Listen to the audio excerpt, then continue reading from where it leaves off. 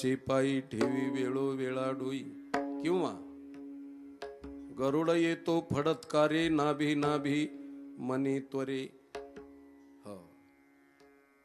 पितांबर सेला कैसा गगनी झळकला, गगनी झळकला गरुडावरी बैसोनी महादेवारी आला, गरुडावरी बैसोनी महादेवारी. ओ पितांबर सेला कैसा गगनी झळकला, गगनी झळकला गरुडावर बैसोनी माझा,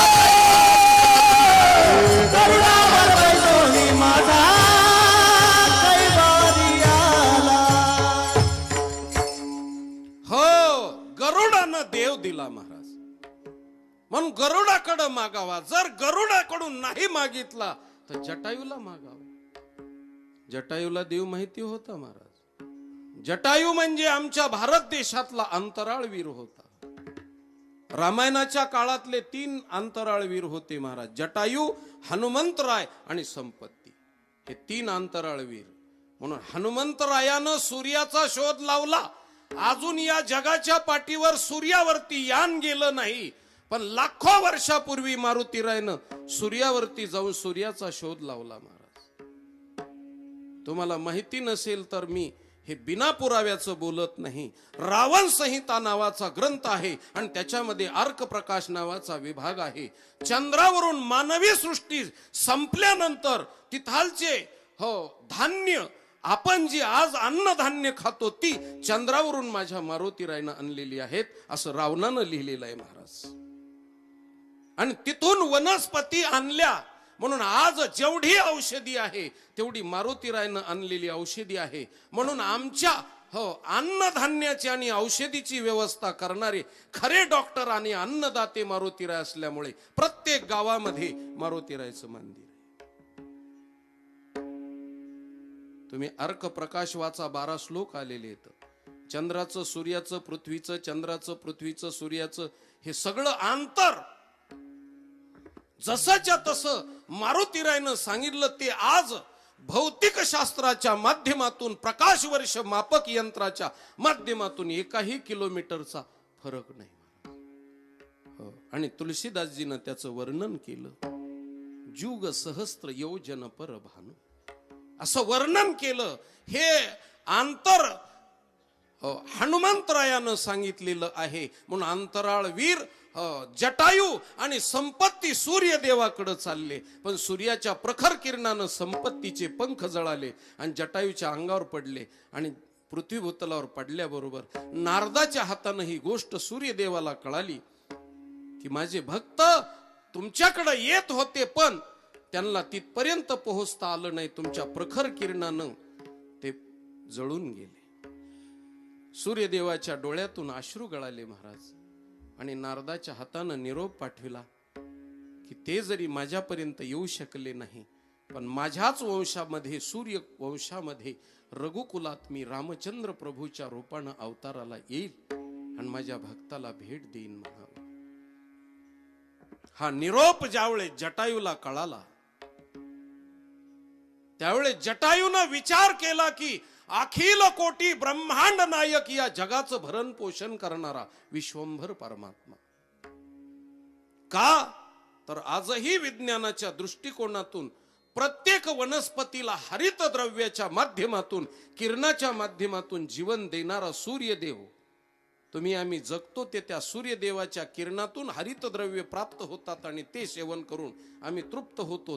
चंद्राचं चंद्रामृत वनस्पती सेवन करतात आणि त्याच्यातून आम्हाला तृप्ती मिळते.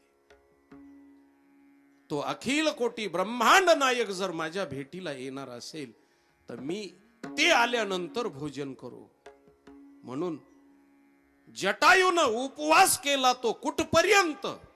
कंब रामायण वाचा, त्याच्यात तुम्हाला समजेल महाराज. 60,000 वर्ष रामचंद्र प्रभूची वाट पाहिली जटायू. 60,000 वर्ष. सरते शेवटी एका झाडावर जटायू बसलेले असताना सीतेचं अपहरण करून घेऊन रावण चाललेला आहे. आणि सीतेकडं, आबला स्त्रीकडं हो याचना करणारी सीता पाहिल्या नंतर सीतेकडे पाहिलं आणि जटायूनं उडी घातली आणि सीता सोडवण्याचा प्रयत्न केला आणि रावणाला पराजित केलं. महाराज मी एकच गोष्ट सांगेल, जटायू म्हणजे गिधाड आहे, गिधाड. आणि रामायणाच्या काळातल्या गिधाडाला कळत होतं, पण आता माणसं नावाच्या गिधाडाला कळत नाही. महाराज आक्रमण केलं, सीतेला सोडवण्याचा प्रयत्न केल्यानंतर रावणाने विचार केला मी पराभूत झालो, आता सीता नेता येत नाही. त्यावेळेस जटायूला नमस्कार केला रावणानं आणि जटायूला सांगितलं, जटायू तू आणि मी एका मार्गावरचे मार्गक्रमणा करणारे सहप्रवासी आहोत रे. कसं काय ते? हो जटायू तू तरी 60,000 वर्ष झालं रामाची वाट पाहतोस, मी तर 14 चौकड्या झालं रामाची वाट पाहतोय, पण तो येत नाही, मला भेट देत नाही. दोघही रामाची वाट पाहणारेच आहोत रे, पण माझ्या लक्षात आलं की त्याच्या पायावरती जीव दिल्याशिवाय तो भेटतच नाही. थोरला देव तो लाचुंगा पूर्ण तो न भेटे जीव घेतल्यावे. तुका म्हणे घालू जीवपणा चिरा जाऊया माहेरा निजाची. त्याच्या पायावर मला जीव द्यावा लागेल आणि माझ्या पूर्वजानं बळीराजानं जीव दिला त्याच वेळेस त्याला भेटला. तुका म्हणे बळी जीव दिला आणि जीव दिला पाया तळी. म्हणून मी त्या देवाच्या पायावरती माझा बळी देण्यासाठी जीव देण्यासाठी माझ्या मरणाची सामुग्री ही सीता घेऊन चाललोय. सीता म्हणजे माझं मरणही जटायू आणि तिला मी घेऊन चाललेलो आहे. जटायू द्रवीभूत झाला. रावणाला विचारलं, तुम्ही जर मरणार असाल त्याच्यासाठी तर माझी बी त्या देवासाठी मरण्याची तयारी आहे आणि जीव देण्याची तयारी आहे, पण मी गिधाड असल्यामुळं कसं मरावं लागतं हे मला कळत नाही. सहकार्य करता तुम्ही? हो. आणि रावणानं दोन्ही पंख उपटले. महाराज भक्तानं भक्ताच्या साधनेसाठी सहकार्य करावं हे भक्ताचं भक्तपण असतं. म्हणून नारदाने आम्हाला भक्तिसूत्र शिकवलं, शांडिल्यानं भक्तिसूत्र शिकवलं का, तर त्याचं कारण आहे आम्ही त्या मार्गाने जावं. म्हणून रावणानं जीव द्यायची प्रक्रिया प्रतिपादन केली आणि पंख उपटले. भडा भडा भडा भडा रक्त वाहायला लागलं जटायूच्या शरीरातून. आणि जाता जाता रावणानं पायावरती डोकं ठेवलं आणि सांगितलं, माझ्या अगोदर तुम्हाला राम भेट देतील. आणि रावण निघून गेला. त्या दिवशी रामचंद्र प्रभूनं लक्ष्मणाला सांगितलं, लक्ष्मणा आज माझ्या पाडसाची भेट होणार आहे आणि 60,000 वर्ष ज्यांनी माझ्यासाठी उपवास केला, अन्न सुद्धा पोटात घातलं नाही, त्याची माझी भेट होणार आहे. मी 33 कोटी देव बंदिस्तून सोडवण्यासाठी जन्माला नाही आलो लक्ष्मणा, मी फक्त माझ्या जटायूच्या उपवासाचं पारणं फेडण्याकरता.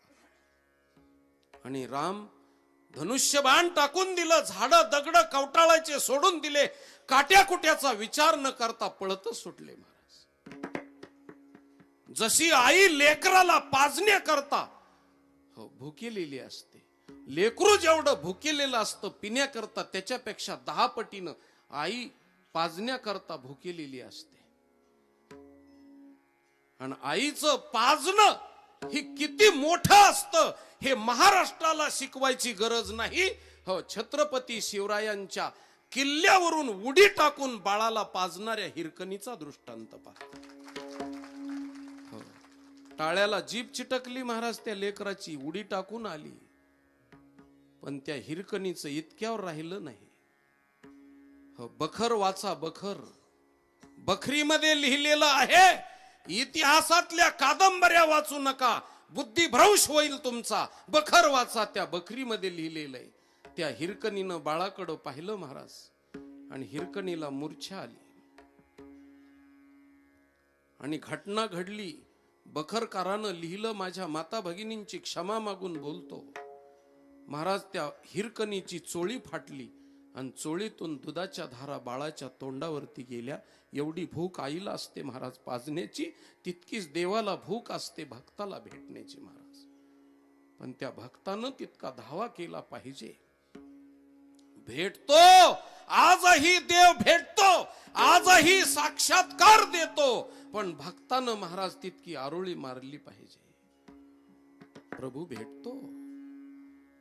आणि मग रामचंद्र प्रभू पळत पळत गेले आणि मुंडकं मांडीवरती घेतलं आणि रामचंद्र प्रभूच्या डोळ्यातून अश्रू गळायला लागले. महाराज का गळायला लागले? तर भक्ताचं प्रेम. राम दोनदाच रडले लक्ष्मणाला शक्ती लागल्यावर, आणि जटायू मरण पावायला लागल्यानंतर दोनदा राम रडले. हो. आणि सरते शेवटी रामाने त्या जटायूची उत्तर क्रिया केली. जी राजा दशरथाला मांडी मिळाली नाही ती जटायूला मिळाली. त्या जटायूला देव माहिती होता. त्याला विचारायचं माझ्या माऊलीनं, त्याला नाही विचारलं. बर त्याला नका का विचारीना, पण निदान कमीत कमी पिंगळ्याला विचारायचं. पिंगळ्याला देव कळतो महाराज. रात्रीच्या 1 वाजता पिंगळा झाडावरती बसतो आणि मृत्यू पावायला लागलेल्या माणसाला इशारा देतो. यम आलेला पिंगळ्याला कळतो महाराज. त्याच्या डोळ्यात पाऱ्याची योजना केल्यामुळं रात्रीच्या समयाला पिंगळ्याला दिसतं. आणि पिंगळा माणसाचा मित्र आहे, मित्र. आणि तो पिंगळा माणसाला बोलतो महाराज. मी पदरचं बोलत नाही, नाथ महाराज लिहितात महाराज. पिंगळा महाद्वारी बोली बोलतो देखा, वरचाळीच्या नो दादा सावध ऐका. गाव हा पाचाचा त्याशी भुलू नका. डुगडुग डुगडुग दादा डुगडुग रे, डुगोनी गेले 4 युग रे. चिलबिल चिलबिल पिंगळा महाद्वारी बोली बोलतो देखा. ह पिंगळा सांगतो महाराज, मृत्यू समय जवळ आलेला आहे. पिंगळ्याचा इशारा कळत नाही. देवाची भेट पिंगळा घालून देतो. टिटवीला कळतं, टिटवीला. नाथ महाराज लिहितात, मृत्यू पावायला लागलेल्या माणसाच्या नावानं यम आल्यानंतर रात्रीच्या 2 वाजता टिटवी पायामध्ये खडा धरते आणि गावावरून चक्कर मारते.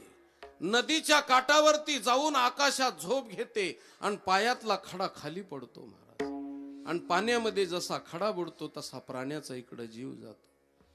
म्हणून ती टिटवी सांगते, एका ग्रामावरी जाऊन पायामध्ये खडा धरून टिटवी करी शयन. टिटवी यमाची तराळीन, टिटाव टिटाव तिड तिड तिड तिड जान गाव. टिटवी यमाची तराळीन. हा टिटवीनं इशारा दिला आणि काय सांगितलं तुम्हाला आम्हाला? मृत्यूच्या समयाला एक काम करा बाबा. आतापर्यंत तुमच्या जीवनात घडलं नाही, पण आता तरी राम राम स्मरा. राम राम स्मरा. करा गाठ घाला मूळ बंदी. करा गाठ घाला मूळ बंदी. सांडा वाहू गिया उपाधी. सांडा वाहू गिया उपाधी. लक्ष लावून राहा गोविंदिका. राम राम स्मरा. राम राम स्मरा. लक्ष लावून राहा गोविंदिका.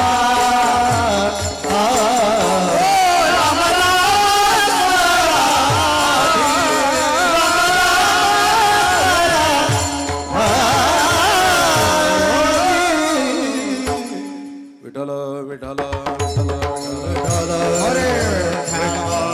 राम राम स्मरा. आधी सगळ्या पक्षाला देव माहिती महाराज. पक्षाला म्हणजे राजकीय पक्षाला नाही म्हणत मी, कारण त्यांना देव नाही, देव घेऊ माहिती महाराज.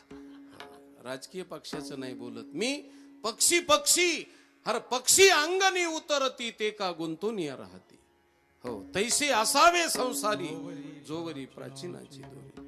म्हणून पक्षाकडून शिकावं महाराज. पक्षाकडून खूप मोठी गोष्ट आहे. रात्र गेली तरी एका एका पक्षाचं चिंतन संपणार नाही. आता दुसऱ्या बाजूला वळतो. कारण ज्ञानेश्वर महाराजांनी कावळ्याकडे देव मागितला. बर देव मागायचा होता तर जवळ असलेल्या कावळ्याला मागाव का लांबच्या कावळ्याला मागाव? हो, माऊली म्हणतात पैल तोगे काऊ कोकत आहे. पैल म्हणजे देशानं लांब आणि कालानं लांब. हो, लॉंग लॉंग ॲगो. हो, फार फार वर्षापूर्वी आणि फार लांबचा कावळा मला शकून सांगतो आणि त्यांनी शकून सांगावं. पैल तोगे काऊ. बर त्याला काऊ म्हणण्याच्या लायकीचा आहे का महाराज? नाही. कावळ्याला कुठं काऊ म्हणत असतात का? काऊ म्हणल्यानंतर तर ते संयुक्तिक नाही महाराज. उरपट कावळ्याला वकाऱ्या देऊन म्हणा लागन कावळ्या. हो हो, आता आमचे हे भरत महाराज, तुकाराम महाराज मृदंग वाजवतात महाराज. छान मृदंग छान आहे. हो, सगळ्या टाळकऱ्याला नाचवतो. हो, मृदंगाचे बोल वाजायला लागले की सगळ्याच्या हो अंतःकरणामध्ये प्रेरणा निर्माण होतील. नाचतात महाराज. हे हा मृदंग चांगलाय पण त्याचा स्वभाव असा आहे की त्याला पहिल्यांदा लाता घालावं लागतात.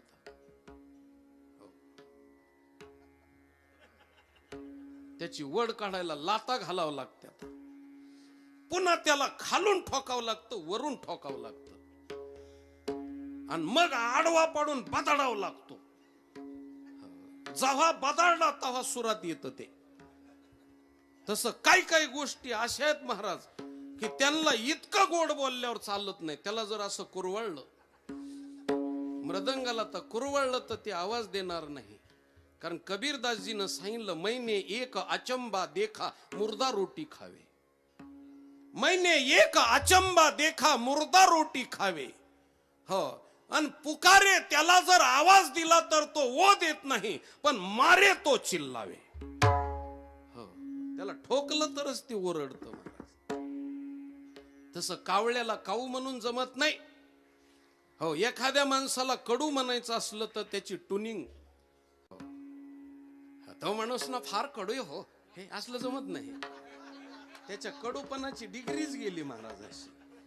असलं कुठं पांचट सारखं असतं का? ते तर पांचट बोलणं झालं. तो माणूस ना फारच कडू हो, नाही चालत नाही तसं ते. मग कसं म्हणावं लागतं असतं तर कपड्याचा रंग बदलूस तर कणावं लागतं. कसं तर तो माणूस ना लय काढू आहे काढू. हो, इतकं जर म्हणलं तर डिग्री लागती महाराजाशी. Complete degree. असं कडू म्हणायचं असलं तर, कारण शब्दाची काही ट्युनिंग असतात महाराज. हो, इंग्रजीमध्ये 44 म्हणतात, महाराष्ट्रामध्ये 44 म्हणतात, पण इंग्लंडच्या इंग्रजीची ट्युनिंग वेगळी. हो, त्याला 44 नाही, मग 44 असं कणावं लागतं. 44 असं. 5 नाही महाराज. मग इकडून बँड का वराडल्यासारखं हवा लिकीत झाली पाहिजे.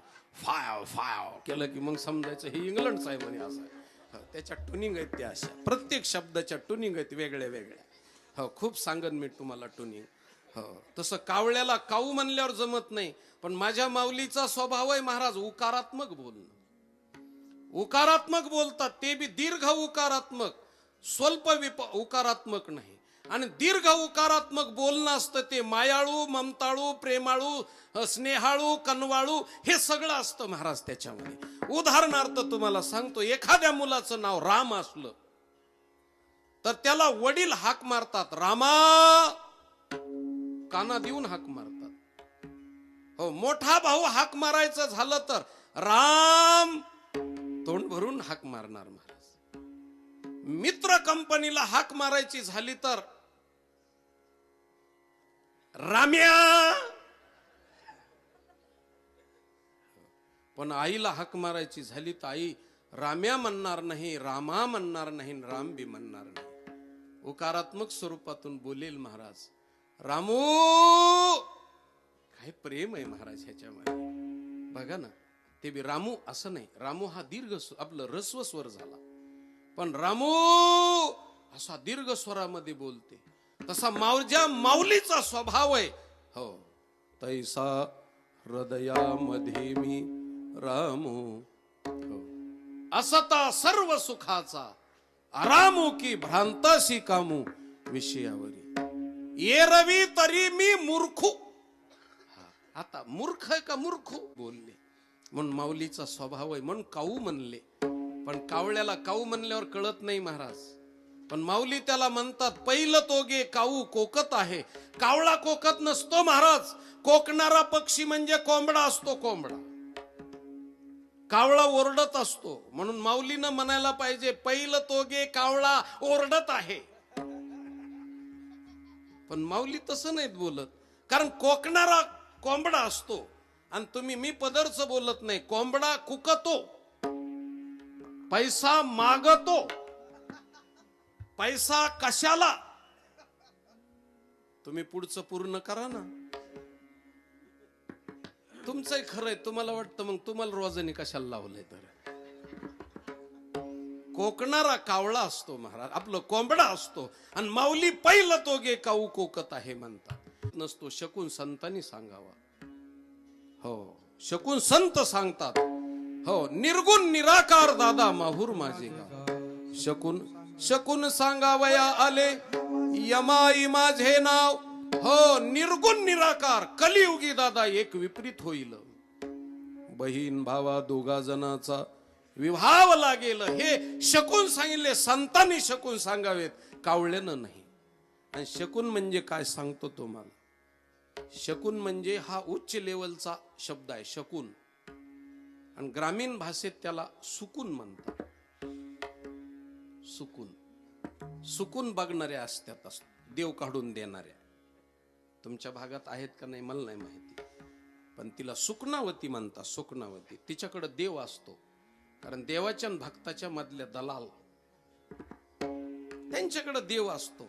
मग त्यांची जशी परंपरा असेल त्या तसं देव काढून देतात.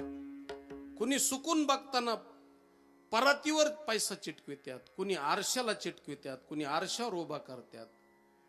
जिची जशी परंपरा गुरु परंपरा असेल त्या पद्धतीनं एवम परंपरा प्राप्त. आणि काही काही तासा दोऱ्यावर दिवा धरतात आणि त्यांच्याच हातानं हलवित्यात. चिकनीतलंय का चिकनीतलं. बर त्याला काय कलेक्टरची परवानगी काढायची थोडीच आहे त्याला. असं चिकनीतलंय का नाही नाही नाही. देशमुखाच्या शेतात नाहीच नाहीच. गोगडीतलंय का नाही नाही नाही. खरंय खरंय. हागंदारीच का हागंदारी. हो हो हो हो. आला गुल महाराज आली गुडी ही सुकनावती. मग पहिला तो गे काऊ कोकत आहे. शकून गे माय सांगत आहे. हे काय बाबा. बर कमीत कमी ज्याच्याकडून काम करून घ्यायचंय त्याला ये ये म्हणाव का उड उड म्हणाव. उड उड. महाराज आल्यावर निदान कीर्तन होईपर्यंत तरी या या या महाराज या या या. मग नंतर जाताना काही व्हायना.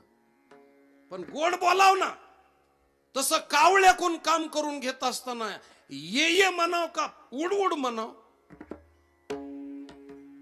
हो माऊली त्याला काय म्हणतात महाराज अभंगाच्या दुसऱ्या चरणात. उड उड रे ज्ञान मढवीन पाऊ. उड उड रे कावू तुझे सोन्यान मढवीन पाऊ. पाऊनी पंढरी रावू घरात येती. पाऊनी पंढरी रावू घरात येती. उड उड रे काऊ तुझे सोन्यान मढवीन पाऊ. उड उड रे काऊ तुझे सोन्यान मढवीन पाऊ. पंढरी रावू घरात येती. पंढरी रावू घरात. उड रे कावू तुझे सोन्यान मढवीन पाऊ. उड उड रे काऊ तुझे सोन्यान मढवीन पाऊ. पाहुणे पंढरी रावू घरात येती. पहिल तो गे कावू कोकत आहे. पहिल तो गे कावू कोकत आहे. शकून ही माये सांगत आहे.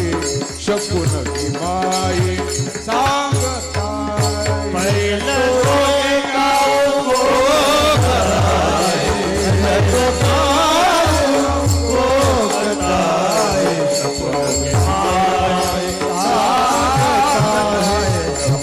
हो,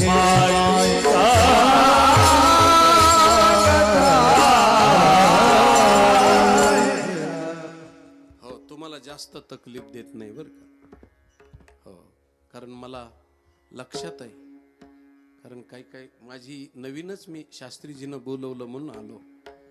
माझी काही ओळख नाही, काही नाही, काही पण काही माणसं मला मगापासून झोपणारी माणसं खुणवीत येत बघा.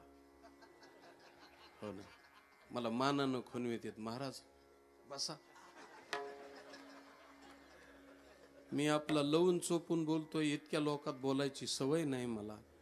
हो, थंडीचे दिवस असून अंग थरथर कापतंय माझं, असं घाम सुटलाय माझ्या अंगाला. आणि काही दटवीत येत मला. आणि काही भोळे भाबडे ते डोळ्याच्या खुणा करतात. आणि काही म्हणते जास्त लांबीलं तर गिळूनच टाकू बघा. असे मोठाले तोंड पसरीत येत. आता तुम्ही किती गिळायचा प्रयत्न केला तरी एवढा लठ्ठ्या गिळता तरी येईल का बरं. पण काही ढेलेच पडा ना बाबा. माझं मोजमाप घेतात. बसतो का कसा तोंडामध्ये ते. अगोदर बारीक तोंड करतात आणि नंतर हिसका देते. तर चाललेत प्रयत्न त्यांचे मगापासून. गिळते तर. तुम्ही काय जेवण केले नाहीत का काय बाबा. आणि काही ना असे कपाळाला हात लावले जणू मड्याजवळ बसले. तर एवढे कमून नाराज झाले. तुमच्या का ऊसतोडीची उचलली ना आलो नाही का. सेंटरिंगचे पैसे तर त्याचे काय हप्ते दिले नाहीत का. काय नेमकं काय भलतेच नाराज झालेले.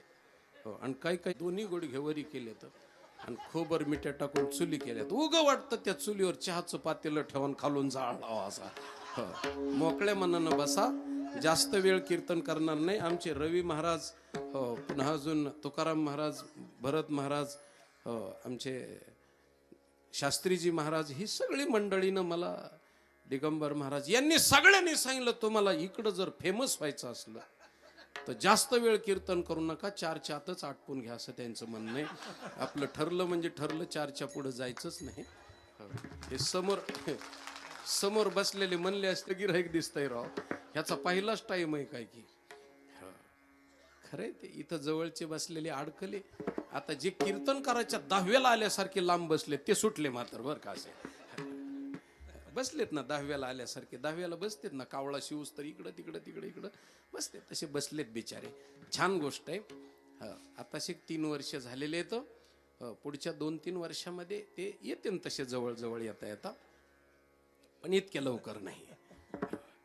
त्याला वेळ आहे. असो, कारण मधून अधून थोडीशी फवारणी केली म्हणजे रोपटाव करते. तर मगापासून पाहिलं तर कापसाचे झाड बोकडा पाडलेच असे करतात. काहीचा मवाच निघाना बघा. तरी फवारणी अधून मधून चालू ठेवली तरी सुद्धा काही पाऊस कमी असल्यामुळं त्या बोंडातून कापूस निघालाय पण नुसत्या नकट्या असे. येईल उतार. शेवटपर्यंत काय होतं ते बघू आपण. तिनं पापण्या उचलीत येत बघा. खांदा लावलो असं पापण्यात उचला ना. त्यांना बिचाऱ्याला काय करते महाराज. त्याच्यावर काय कमी भाकरी पडल्यात का चपात्या का पडल्यात नाहीत. आणि इथं कीर्तनाला आल्यावर पापण्या उचलत नाहीत महाराज. आणि उरसाच्या कार्यक्रमाला, घोंगराच्या कार्यक्रमाला गेल्यावर पापण्या पडत नाहीत महाराज. म्हातारे सुद्धा चष्म्यातून टाव काढे. काय खास आहे राव म्हणते असं. द्या बसलेत बसू द्या महाराज. पूर्वीच्या काळात म्हाताऱ्यांनी फार धिंगाणे केलेले महाराज. आता आपल्याला माहित नाही. मला मगाशी म्हातारं भेटलं. त्यांनी सांगितलं, म्हणले ते आम्ही घोंगराच्या कार्यक्रमाला म्हणले महिना फिरत होतो महाराज. एक जणाची चाकजोडी, दुसऱ्याची बैलगाडी, तिसऱ्याचे बैल, चौथ्याचे शिवळा जोत, 5व्याच बाटूक उपटून घेऊन पळायचं महाराज. त्यांनी फार धिंगाणे केलेले. आता आलेत बसलेत बसू द्या महाराज. सांगण्याचं तात्पर्य काय, सुंदर तऱ्हेचा विषय आहे. महाराजांनी बोलत असताना सांगितलं की दही भाताची उंडी देईन तुझे तोंडी.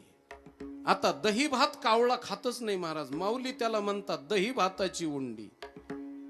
देईन तुझे तोंडी. त्याला तोंड नाही महाराज, चोंच आहे. पण बरं, दही भाताची उंडी नाही, कणकेची